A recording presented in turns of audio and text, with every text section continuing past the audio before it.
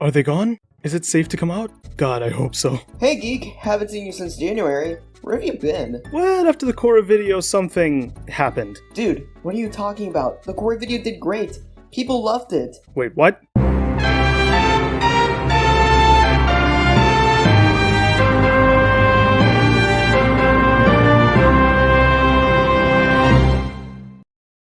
Oh, I guess my channel didn't burn down while I was gone. Better get to a new video. Wait, you look different. Did you get a haircut or something? New year, new me, I guess. Please tell me that this change isn't permanent, I swear to God. Nope, too late, this is me now. Intro now!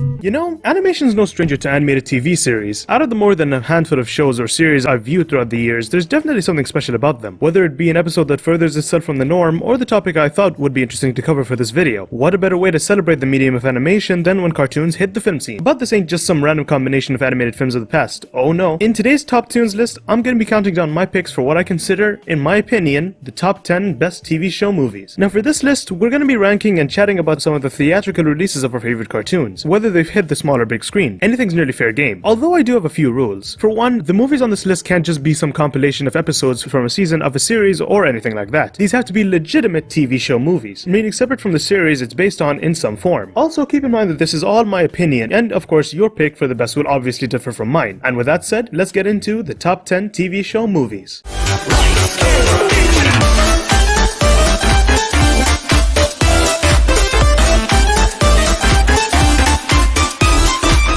The sickest, most disturbing thing these bears do?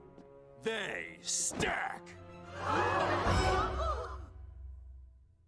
What's wrong with that? I was never a really big fan of the CN series We Bare Bears. Don't get me wrong, I liked the few episodes I did see, but to me, it didn't hit that same mark as other Cartoon Network shows around that time, like Adventure Time, Regular Show, Steven Universe, and the like. That's not saying it was bad by any means, just not as enjoyable to me at least. That being said, when the trailer for the Bears feature-length film came out, I was kinda curious to see how it would be handled, since the series always managed to handle what seemed like generic plots, but pull them off in a somewhat unique way. Unfortunately, what I got was very different from what I expected. Instead of a film that should have been an epic journey and a fantastic send-off for the show, what I got was a decent enough ending that kept the value of the series with it, but nothing more. The reason the films ranked low for me is just that, to me at least, it's littered with problems and issues that hindered the movie rather than help it. One factor being the villain. I mentioned this before in my series Every Cartoon Network Movie Reviewed, but the villain kinda feels too generic. He seems so cookie cutter throughout the film, with no real motivation on his part. So seeing him do things like chase the bears during the entirety of the film felt empty in a way. So when he gets thwarted by the end of the movie, I felt no satisfaction. All that came to mind was, oh, they did it. Okay. Free me right now, you animals! Nature has an order! Nature adapts. Maybe you should too. And unlike the first SpongeBob movie, despite how good it is, most of the secondary cast get the shaft, only getting a few lines each, and maybe an appearance near the end. The focus on the movie is solely kept on the three bears, which I suppose if you do like them, that's great, but why go through the trouble of producing multiple seasons of the series with these characters alongside the bears, only to have them not do much in what's supposed to be a final hurrah? It just doesn't make much sense. At the end of the day, while I did enjoy We Bare Bears the movie, it's not necessarily a film I would revisit. Maybe if you're a fan of the series, you would have much more appreciation for it, but to me, it just didn't feel like a movie. Anyways, on to the next one.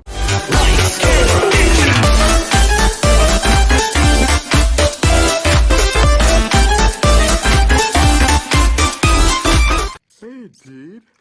We're going to France. No, Stu, I'm too tired to dance.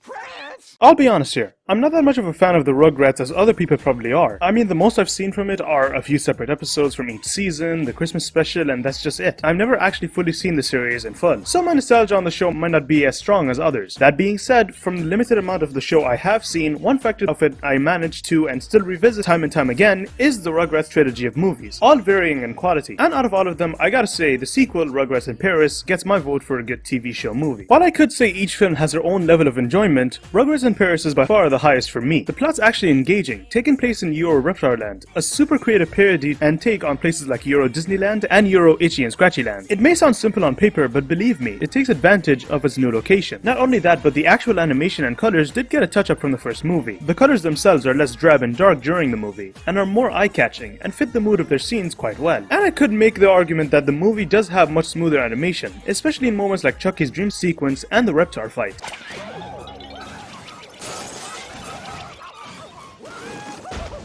All the characters actually feel like they have something to contribute, as opposed to the first movie, and Go Wild, where they're just used as devices to move the plot along, if anything. They actually feel like characters, if that makes sense. Like every interaction means something, even in small aspects that most people wouldn't even glance over, like the acting performances. I managed to find some appreciation in. Seriously, I gotta give props to the majorly talented Christine Kavanagh for managing to make a voice like Chucky's have actual emotion in it. Seriously, a lot of people probably have no idea how much of a challenge that is to actually pull off. Like you guys got. I want a Bobby who smiles and talks nice to me and tucks me in at night and tells me stories and who loves me. And I will give the movie this. It made me realize how refreshing non-Disney 2D animation can be. Seriously, out of every movie I've seen, this is the one that made me realize it. Like, I love watching the 2D animated Disney films of old, don't get me wrong, but something about this movie in particular just got me so excited to look into 2D animated films that aren't from the mouse. So props to you, Rugrats in Paris, you truly are a great TV movie.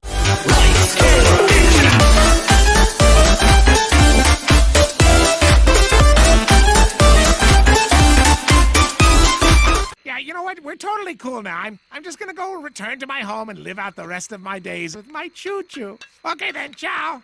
Home. It's good to be... Uh-oh.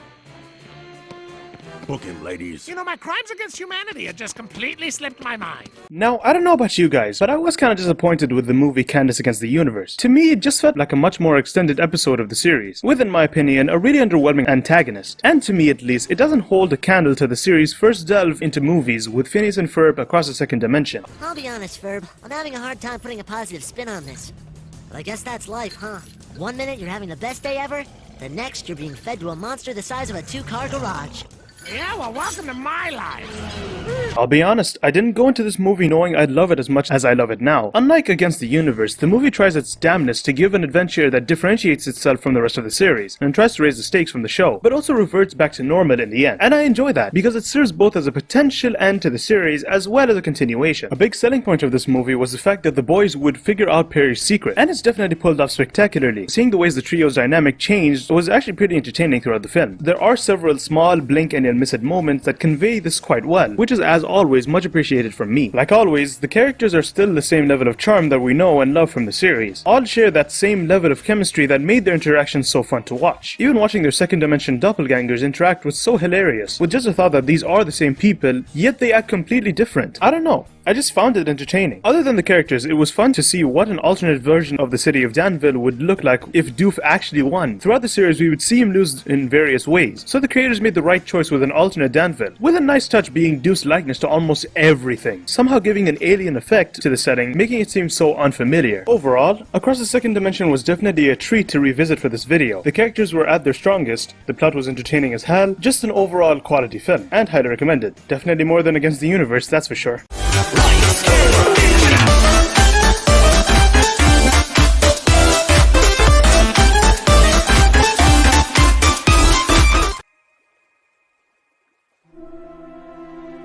Hey, Arnold.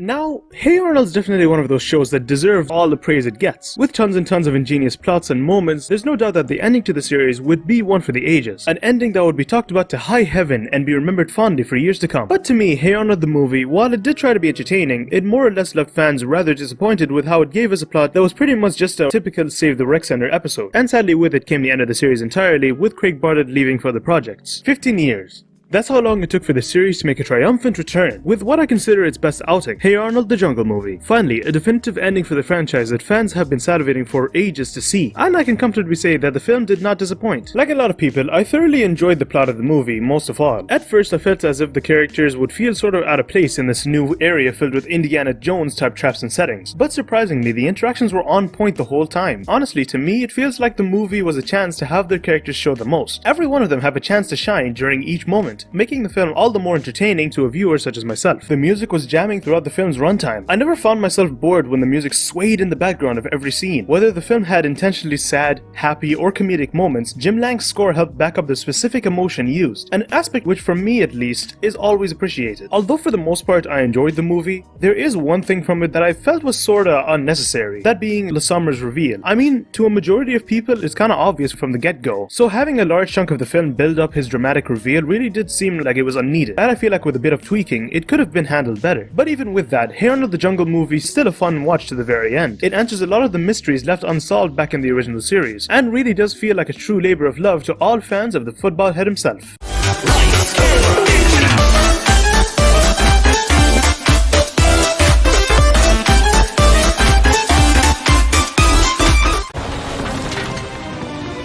You think you're all that, but you're not even close! Kim Possible's always been a series I enjoyed thoroughly, whether it be through the villains that the show had, or just seeing what antics our duo would get up to. There's never been a bleak moment in the show for me, so when I picked So the Drama for this list, I knew I was in for a treat as soon as I downloaded the film. The movie honestly feels like the true ending that the series deserved, until it got another season. But anyway, every aspect of the show made for itself seems to be turned up to 11. Draken became much more serious, all the characters have more depth to them, and it even got a James Bond-esque intro to top it all off. Even if I'm not a big fan of romantic triangles in animation, as I'm sure some of you know, I felt that Kim and Ron switching over from just friends to an actual couple was actually really sweet. No joke, there are some moments that genuinely tugged at my heartstrings here. The action of Kim Possible is a real highlight of the series, and it definitely rings true for So the Drama. All the choreography really seems like every moment has bite, crunch, every moment seems so cinematic in a way. So the Drama, I feel, is a true staple for the series as a whole. Even if it didn't act as an end to the series, we still got a very fun, action-packed 90 minutes that any animation fan can truly enjoy.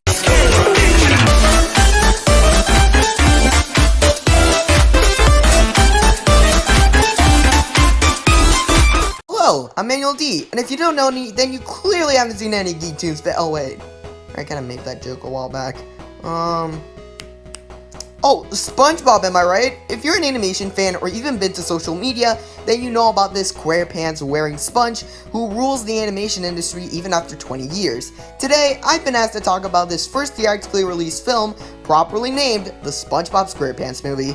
Now, I have no idea why Geek chose me of all people to talk about this film, especially since he knows a lot of sponge tubers, but I ain't complaining. I love SpongeBob, and my god, I love this movie. The plot of the movie is pretty simple. SpongeBob is ready to work his first day in the opening of the Krusty Krab 2 to see if he gets the manager position, but Mr. Krabs rejects him for being too immature.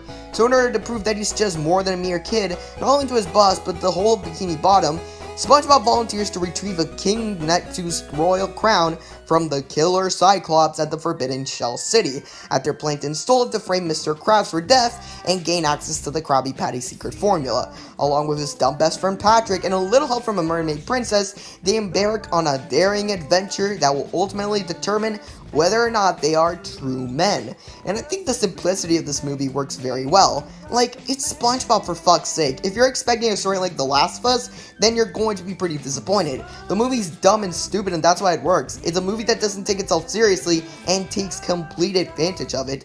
What I love about this movie is probably one of the highest stakes in any SpongeBob movie to date, that being the one day that Plankton wins. Sure, there are other SpongeBob movies, but the stakes haven't been as high or as interesting as this movie. Unless you find stuff like random pirate steals formula, or Gary is taken away, again, by some guy more interesting, then more power to you, I guess.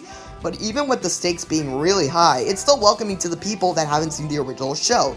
Everything you have to know about SpongeBob, his friends, Bikini Bottom, is shown to us by the first 10 minutes of the movie, and the people who've seen the original show can just enjoy the ride. The animation doesn't do anything special, if I'm being honest. It still has a TV look to it, but it has a more distinct style because the animators tried something more cartoony to it.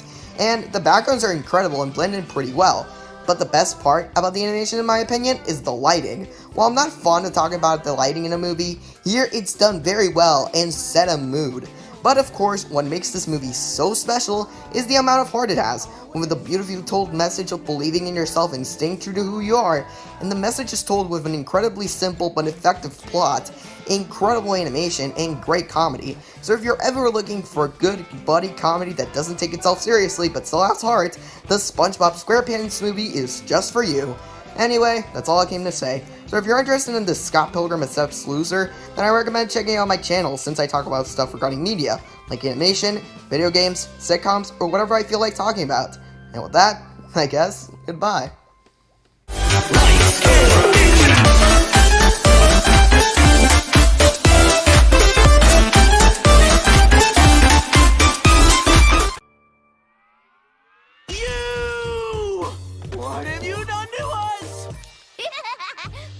As time has gone on, we see less movies for TV shows. Most of them either go out on their own terms with a regular series finale, which isn't bad but just kinda boring in a way, or get cancelled before they truly had a chance to shine. However, every once in a while, there comes a movie to break the stigma of the TV show movie, and offer a high quality end product that just has enjoyment radiating throughout its runtime. And to me, that's Steven Universe, the movie. I know a lot of people really don't like this movie, sometimes for valid reasons, but at least to me, I found it as a great movie that encompasses all the good traits of Steven Universe, all the things that made it special. Every character is at their best in my opinion. They definitely share the same characteristics as the series, and it definitely seems like they've grown as characters, if that makes sense. A big highlight and selling point for this movie would definitely be Spinel, a new foe for Steven to face off. I will say this, like a lot of people, I definitely enjoyed her. Spinel's definitely my favorite villain from the series besides the diamonds. She was probably my favorite part of the movie as a whole. Her 1920s animation style really gave the film a unique edge, and you can definitely tell the animators had a ton of fun with the different ways she moved and interacted, and her arc with coming to terms with the fact that Rose abandoned her might have just been what made the movie so interesting to me. Like the series, the songs of the movie are a real treat. Here We Are in the Future is a good recap and representation of what the characters went through during the series run. Other Friends was a fantastic introductory song to Spinel as the main threat of the movie. No Matter What did a good job of showing the audience the strength of Steven and Amethyst's friendship. True Kind of Love is an accurate portrayal of Steven's fondness for the crystal gems, and Change is a phenomenal number that depicts Steven's realization of the power that he had the whole time, the power to change. That being said, they're not all hitters. Some of them are definitely less enjoyable to me upon second watch. Songs like Let Us Adore You and Who We Are definitely felt like they were there to stretch out the runtime of the movie rather than move the plot along. And it doesn't help that songs like these are some of the only times we see some of the B-team crystal gems like Jasper, Peridot, and Bismuth, which is kind of a loss in my opinion, seeing how they played just as integral part to the overall show as the regular crystal gems. But they just seem thrown by the wayside here. Even with those setbacks, I still enjoyed this movie quite a bit. The regular cast as well as the newcomers do a spectacular job. The movie's color palette and animation make it seem more cinematic, and given the circumstance, and if we lived in a world where the future didn't exist, I wouldn't have any doubt saying that the movie could have been a great ending to the series. But even if it isn't, its aspects definitely have given it my ranking as true cinematic gold.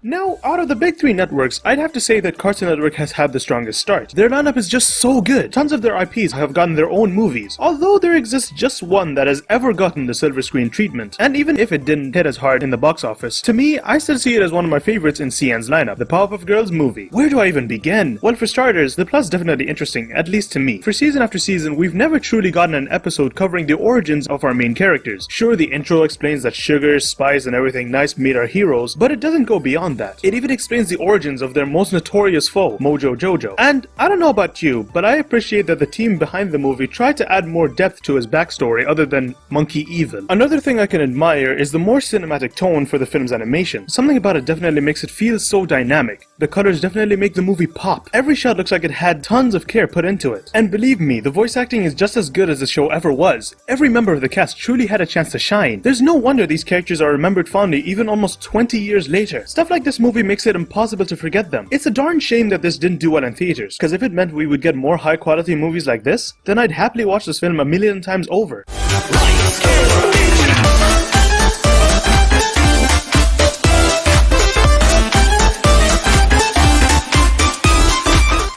on! It's a beautiful sunny day, the birds are singing, and the future looks bright! Wanna go inside and watch TV? Duh! When it comes to the Fairly OddParents and TV movies, they've hit it out of the park multiple times, with most of them being more and more entertaining every time I've rewatched them. Whether it be a fun adventure like School's Out the Musical, or a film that pushes the series to new highs like Abracatastrophe. But as some of you may know, those picks aren't the one for this list. For this one, I'm picking a special that fully represents Fairly OddParents in all its glory, that being Channel Chasers. Honestly, it feels like one of the best representation of FOP to ever be produced. It covers all traits of the series that make it what it is, focusing on Timmy going through the world of TV only to stop Vicky from taking over the world. A real big selling point of this special is the different worlds Timmy would go through, from the comedy-centric to the downright surreal. They all have different art styles, but still share the same Fairly OddParents flair. I mean, where else would you find a Sesame Street parody done with actual puppets? Although there is a bit of favoritism on which segments got the most dramatic overhaul of art styles, but it doesn't really matter since all of them are entertaining nonetheless. It definitely feels like this was a labor of love by the crew, not only to the Fairly OddParents, but to the TV people grew up with in general. There's even a deleted music video that didn't make it to the final cut of the film, but it's still enjoyable. I know it's considered taboo when talking about any work made by the self-proclaimed creator of your childhood, Butch I Trace My Commission's Hartman, but sometimes you gotta separate the art from the very scummy artist. And for FOP, that's definitely a necessity. But even if it was created by Butch I Like to Scam My Fans Hartman, it doesn't take away from the fact that this definitely is one of the defining moments of what made Fairly OddParents so great.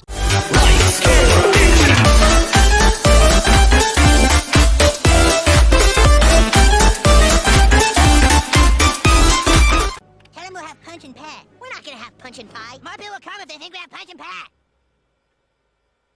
Punch and pie. The world of adult animation is definitely less populated with TV show movies. Sure, you have stuff like the Aqua Teen Hunger Force movie and the Simpsons movie, but they're definitely few and far between. Which is why for my number one pick, I knew I had to dig deep and find my number one source of enjoyment. One that I've enjoyed both when I originally watched it as a 15-year-old, all the way now. And folks, I finally found the film. May I introduce to you my indisputable number one pick for my top TV movie, the incomparable cinematic tour de force, South Park, Bigger, Longer, and Uncut. This movie has blown my expectations out of the water over and over again. With its mix of charm, wit, a good story, and plot, fantastic animation for both its time and even now, and a surprisingly strong and well-written soundtrack, there's never a dull moment throughout its runtime. I would go as far as to say this movie has no right being as well made as it is, since up until it came out, it was mostly known for crude and edgy humor and swear words, so not the best reputation at the time. But Matt and Trey never ceased to amaze me. Definitely what made this film shoot up to number one for me is the music of odd things. Each score has a specific theme and different and unique tones. By Little Mountain Town being a pretty smart jab at Disney parodies and what parents at the time wanted the show to be, Blame Canada being a good song to build up the group known as Mothers Against Canada, La Resistance being a super well orchestrated number about the kids finding the courage to stop the MAC, and even I'm Super was a really funny sequence chock-a-block full of gags. They all surprisingly work together quite well. The film even offers some kinda social commentary from back then. I mentioned before how parents never really saw the show past crude jokes and swears, so the movie parodies this with the formation of Mothers Against Canada being a pretty blunt parody of many parent groups that were formed against the show. As you can tell, since then South Park has managed to change and evolve with time, being more topical with each season after the movie. Whether you consider it a positive or negative is your opinion, but to me, the sheer brilliance of South Park, Bigger, Longer, and Uncut makes it the absolute best TV show movie out there. Hope you enjoyed this video. It's kinda been a while since I did one of these lists, but I enjoyed every moment of it. 2021's just starting to ramp up, and to me, it means more animated goodness. Stay tuned.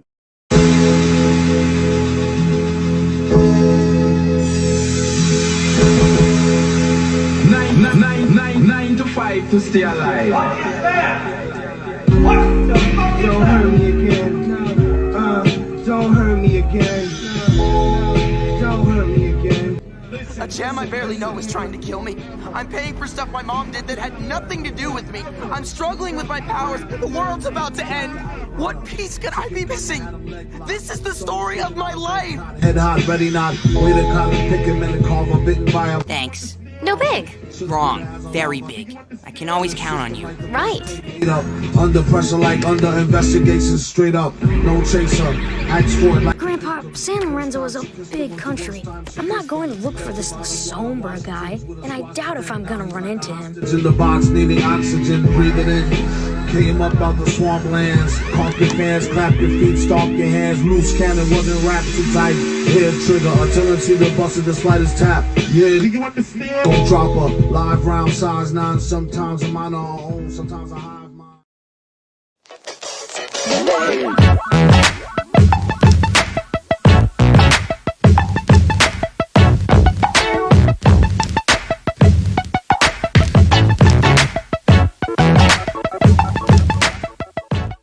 Thanks for listening to the podcast. You know, it's been a while since we've done one of these. Oh yeah, well, Announcer Miles 834. Announcer Miles, you gotta upload first. Okay. Shut the fuck up, nigga.